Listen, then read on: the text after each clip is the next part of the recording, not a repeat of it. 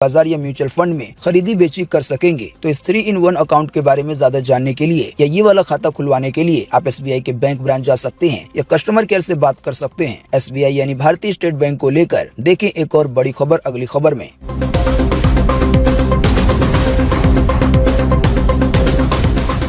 SBI ने बदले नियम, आप भी जान लीजिए वरना हो सकती है ट्रांजैक्शन में दिक्कत, यानी पैसे लेन देन में। जी हाँ, देश के सबसे बड़े सरकारी बैंक भारतीय स्टेट बैंक ने ग्राहकों की सुरक्षा के लिए नियमों में कुछ बदलाव किए हैं। नए नियम के मुताबिक अब स्टेट बैंक की जो योनो ऐप है उस पर ग्राहक सिर्फ उसी फोन नंबर से लॉगिन कर सकते हैं जो नंबर बैंक अकाउंट के साथ रजिस्टर्ड होगा। इस नियम के बाद आप किसी भी फोन नंबर से जो भारतीय स्टेट बैंक का योनो ऐप है जिसका इस्तेमाल करके कई तरह की ट्रांजेक्शन की जाती है तो उसे नहीं चला पाएंगे। आपको अब इस ऐप में उसी नंबर से लॉगिन करना होगा जो कि आपके खाते के साथ रजिस्टर्ड है।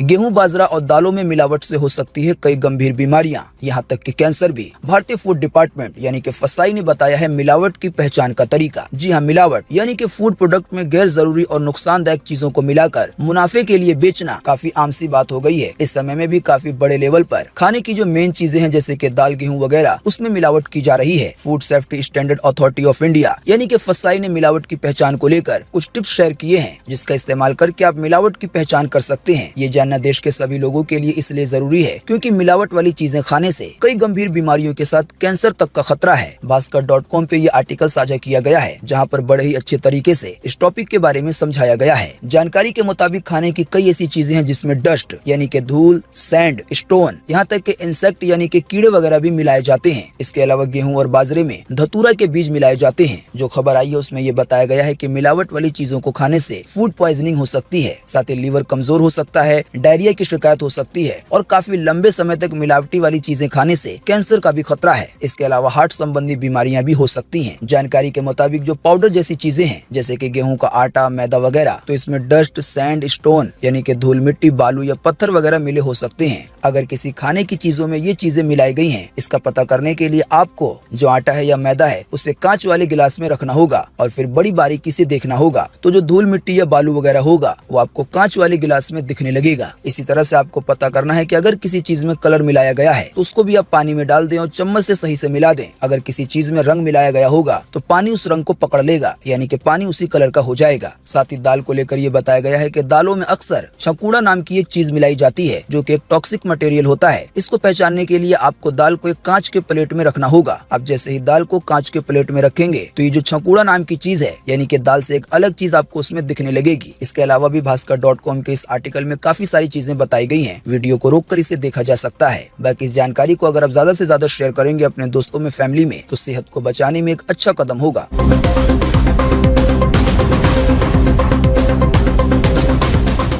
धीरे धीरे बेहद खतरनाक हो गया है कोरोना का नया वेरिएंट ओमिक्रॉन। WHO ने कहा कि कम्युनिटी ट्रांसमिशन से केवल 3 दिन में 2 गुने हो रहे हैं केस। मास्क और सैनिटाइजेशन है बेहद जरूरी। जी हाँ, कोरोना का नया वेरिएंट धीरे धीरे लगभग पूरी दुनिया में फैल चुका है। जानकारी के मुताबिक अब ये कम्युनिटी ट्रांसमिशन की वजह से भी फैल रहा है, यानी कि जिन लोगों ने कोई सफर नहीं किया है विदेश का या यहाँ वहाँ का, तब भी ऐसे लोग कोरोना के नए वेरिएंट की चपेट में आ रहे हैं। आसान सी भाषा में कहें तो ये लोग उन लोगों की वजह से कोरोना के इस नए वेरिएंट की चपेट में आ रहे हैं जो लोग विदेश से आए हैं और इसे ही कम्युनिटी ट्रांसमिशन कहा जाता है। तो इसी कम्युनिटी ट्रांसमिशन को लेकर WHO ने कहा है कि इसकी वजह से केवल 3 दिन में कोरोना के नए वेरिएंट के जो केस है वो 2 गुने हो जा रहे हैं। आपको बता दें कोरोना के नए वेरिएंट को लेकर भारत के लिए भी एक चेतावनी आई है, यानी कि सावधानी बरतने की बात। इससे जुड़ी ज्यादा जानकारी देखिए अगली खबर में।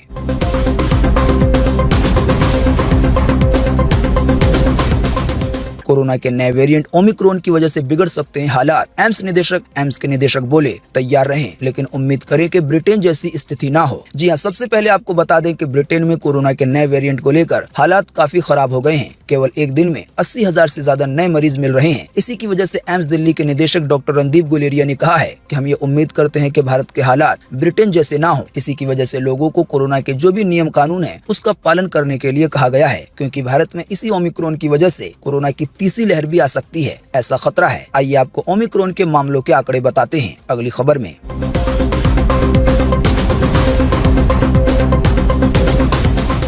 देश में ओमिक्रॉन के फिर मिले 10 नए मरीज बीते रोज। अब कुल मरीजों की संख्या देश में हो गई है 153 यानी कि ओमिक्रॉन के। जी हाँ, रोजाना ही अब हमारे देश में भी ओमिक्रॉन के कुछ नए मामले सामने आ रहे हैं। जैसे कि बीते रोज नए 10 केस मिले हैं, 6 महाराष्ट्र में और 4 गुजरात में। अब टोटल मामलों की संख्या देश में ओमिक्रॉन की 153 हो गई है। आइए अब कोरोना के कुल मामलों का आंकड़ा भी देख लेते हैं अगली खबर में।